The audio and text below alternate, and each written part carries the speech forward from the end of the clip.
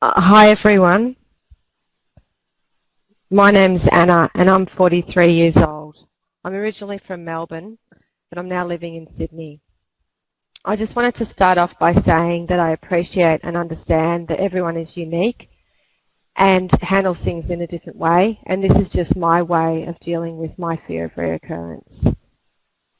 When I was 8 years old, my mother died of breast cancer at the age of 37.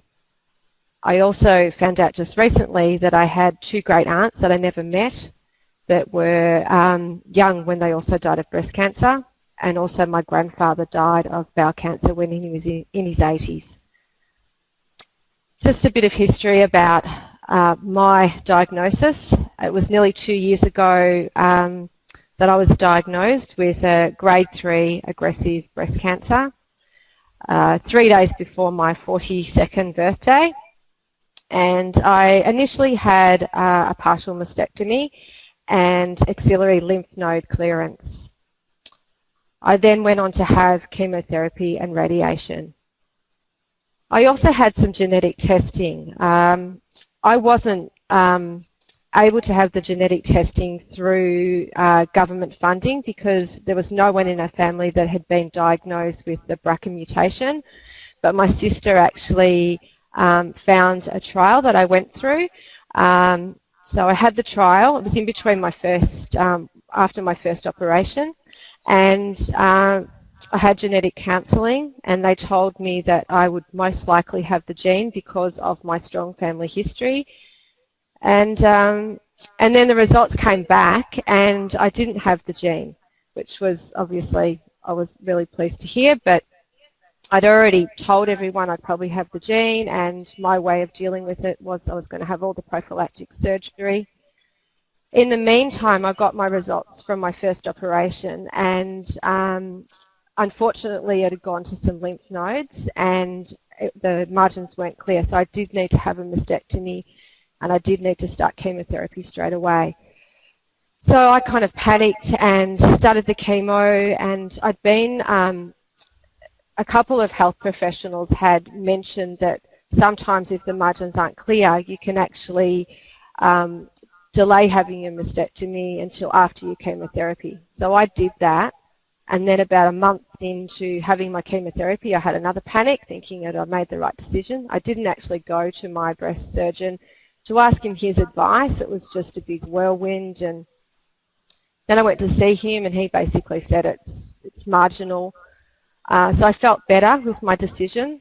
So I finished my chemotherapy, and then I went on to have my mastectomy about a month later. Then I had 5, and the results from that were actually really good. There was no cancer from the pathology, so I felt like I'd made the right decision there.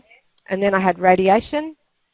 And then I started back at work. So I was off work for 10 months. I started back, and I was still having some treatment through my port, but I could still work. That was fine.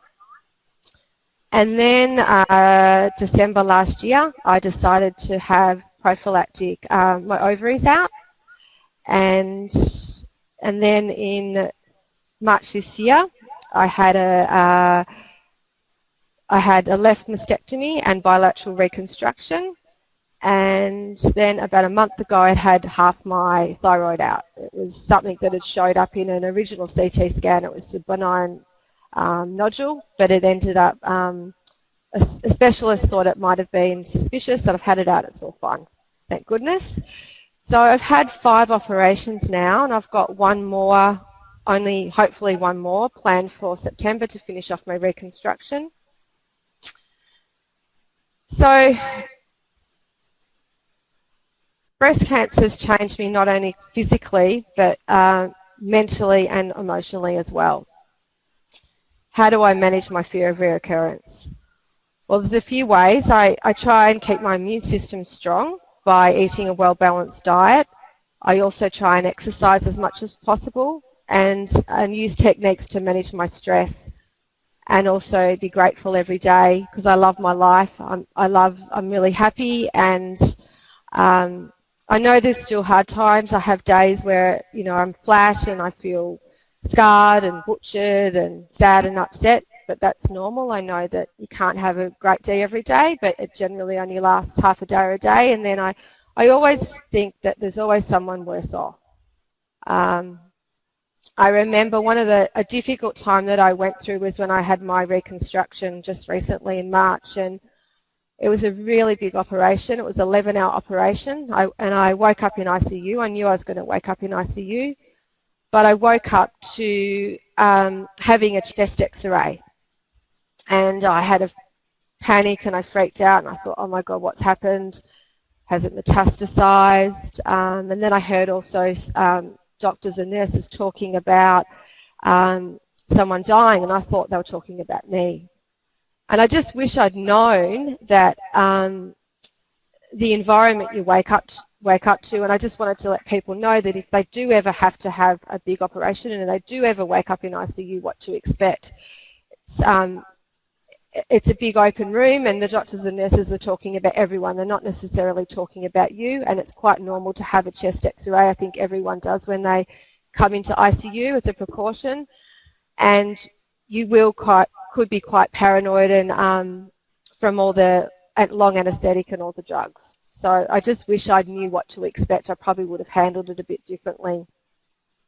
When I first started my treatment, my chemo, I started seeing a clinical psychologist through where I was having my chemo, and that helped me to deal with my fear of recurrence by learning mindfulness techniques and also breathing techniques, which have been really great coming up to operations, or also whenever I have negative thoughts in my head.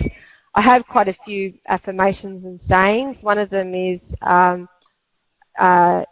it's just a thought, it's not reality. I also keep my body strong by exercising. I try and exercise as much as possible, but I'm also not hard on myself. I find exercising really helps clear the mind. It releases the positive endorphins. It just makes me feel really good. But you've also got to have balance in your life. So fitting it into working full time now, I do struggle with my energy levels. So I try and just do half an hour in the morning if I can, and the weather's so great in Sydney, so we're so lucky. When you're diagnosed with cancer, everything's so out of control. But it's by doing these simple things helps to manage the fear of recurrence. And another thing I also do is try and have a massage every week, which helps to relax me. So some complementary therapies and also acupuncture, which helps with my immune system as well. Helped me all through chemo. This is just things that I've done. It doesn't mean it's right for everyone else. Another affirmation I say, which helps with my spirit, is I'm healed, I'm healthy, I'm happy. I'm healed, I'm healthy, I'm happy. And I say that quite often throughout the day if I'm ever feeling a bit negative or I've got thoughts in my head, which are normal. And another one is I am not my thoughts. I think that's one's by actually Petrea King. I've read a lot of books and done a lot of research, and I've been inspired by quite a few different people with cancer, Petrea King and Louise Hay, and also Chris Carr. Chris Carr's thriving with a grade 4 liver sarcoma. And just getting back to the genetic testing, I think another reasons why I decided to have it was because it helped me deal with the fear of recurrence by having all the prophylactic surgery, because then I felt like I'd done everything I could. I think that's about all. There's one final affirmation at the end, which I have by my bed and on my mirror in my window. Mirror in my bathroom. I lovingly forgive and release all of the past. I choose to fill my world with joy. I love and approve of myself. That's the Louise Hay affirmation for cancer, and it's just something nice that I say morning and night. And thank you everyone for listening, and I hope I helped.